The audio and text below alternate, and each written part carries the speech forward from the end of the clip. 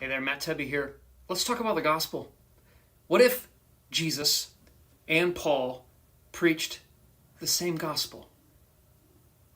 A common question I get all the time is, how do we connect the gospel of Paul, which focuses on the death and resurrection of Jesus, with the gospel that Jesus preached, which was more about the kingdom of God? Yes, Jesus does talk about dying on a cross, and yes, he does say he'll be raised from the dead, but when he preaches the gospel, he's not asking people regularly to put their trust in that, whereas Paul does seem to do that.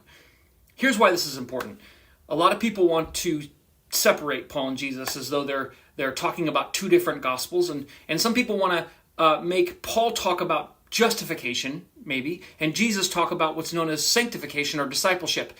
I think both those options don't do justice to what Paul and Jesus are doing, which is proclaiming the same gospel. We're starting a learning community every fourth Wednesday of the month, starting here in March.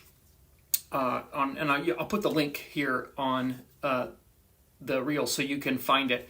And we're going to talk about what the gospel is, because I contend it's better than what we've heard, and it is actually good news for the world today and for you and I. So if you're interested in that, join us for this learning community.